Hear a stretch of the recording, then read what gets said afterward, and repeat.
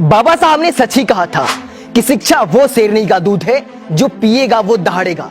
और इस कथन को पूरी तरह से सत्य करके दिखाया है हरियाणा की बेटियों ने। नमस्कार, मेरा नाम अरुण गौतम है और आप देखना शुरू कर चुके हैं धाका टीवी।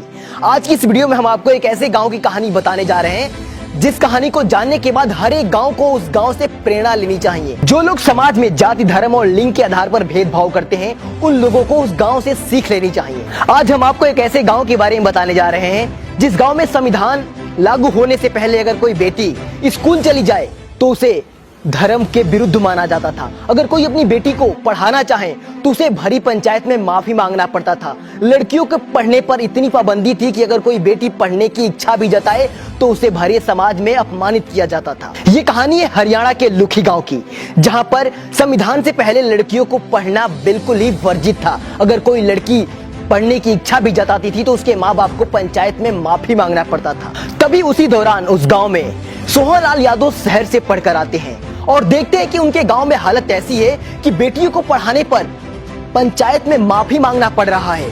महिलाओं को पढ़ना धर्म के विरुद्ध माना जा रहा है। जैसे ही वो अपने गांव में आते हैं और अपने गांव के हालात को जानते हैं कि हमारे गांव में आज भी लोग वर्ण व्यवस्था, मनुवाद, पाखंडवाद, अंधविश्वास की बेड़ियों में जकड़े हुए हैं, तो उनके मन में एक लालसा उत्पन्न होती है कि क्यों ना अपने गांव को मैं बदलूं और अपने गांव के अंधविश्वास, पाखंडवाद को दूर करूं।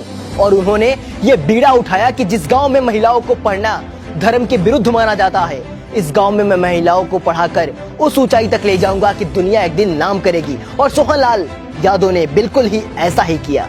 जिस गांव में महिलाओं को पढ़ना, बेटियों को पढ़ना अशुभ माना जाता था, धर्म के विरुद्ध माना जाता था, उसी गांव में सोहनलाल यादव ने महिलाओं के लिए पहला स्कूल खोला। लेकिन दुर्भाग्य से सोहनलाल यादव ने जो स्कूल खोला था, 4 सालों तक कोई भी लड़की उस स्कूल में पढ़ने नहीं गई और सभी लोगों ने उनका मजाक उड़ाया। सोचिए, धैर्य और सहनशीलता किसे कहते हैं। सोहनलाल यादव ने 4 साल तक स्कूल खोलकर इंतजार किया कि कोई पढ़ने आए, लेकिन 4 सालों तक उस स्कूल में कोई पढ़ने नहीं गया। इसे कहते हैं धैर्य और सहनशीलता। उन्होंने 4 सालों तक इंतजार किया। बाद में उन्होंने अपने घर की ही लड़कियों को पढ़ाना शुरू किया और धीरे धीरे ये देखते देखते गांव का एक बहुत ही बड़ा जमावड़ा उस स्कूल में आकर शामिल हो गया। ये तो थी कल की बात, लेकिन सोहनलाल यादव के अथक प्रयास से आज उस गांव की हालत ऐसी हो गई है जिसका डंका पूरी दुनिया में बज रहा है। सोहनलाल यादव ने जो सपना देखा था समता मूलक समाज बनाने का, सोहनलाल यादव ने जो सपना देखा था अपने गांव की लड़कियों को शिक्षा देने का, वो सपना बिल्कुल ही सत्य हो चुका है। हरियाणा का वो लुखी गांव जहां पर महिलाओं को पढ़ना धर्म के विरुद्ध माना जाता था, आज उस गांव की संख्या 4000 है।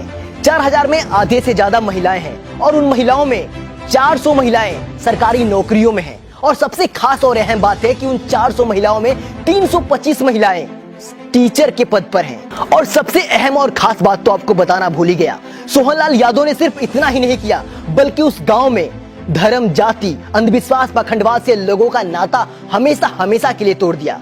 उस गांव में किसी भी देवी देवता का आपको मंदिर नहीं मिलेगा, क्योंकि उस गांव में किसी देवी देवता की पूजा नहीं होती है बल्कि शिक्षा की पूजा होती है। क्योंकि बाबा साहब ने कहा था कि शिक्षा उस शेरनी का दूध है जो पिएगा वो दहाड़ेगा। और इसी कथन को सोहनलाल यादव ने 100% सत्य करके दिखाया है।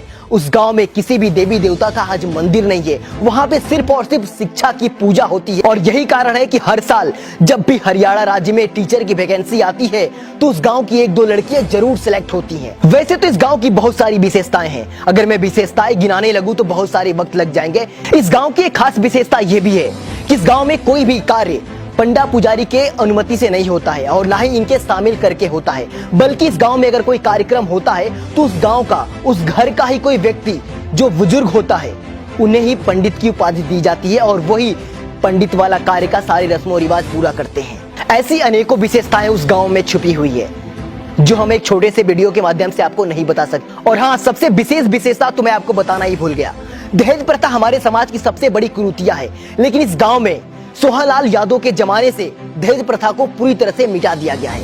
यहाँ पर किसी भी शादी समारोह में किसी भी प्रकार का 1 रुपए लेन देन नहीं किया जाता है। तो हरियाणा का लुखी गांव आपको कैसा लगा? कमेंट में अपनी राय हमें जरूर दें और इस गांव की क्या विशेषता आपको सबसे विशेष लगी ये भी हमें कमेंट में जरूर बताएंगे। मिलेंगे आपसे अगली वीडियो में, तब तक के लिए आपसे विदा लेते हैं। आप देख रहे थे धाका टीवी और मैं था अरुण गौतम। हमारे साथ कैमरे पे है अचला सिंह।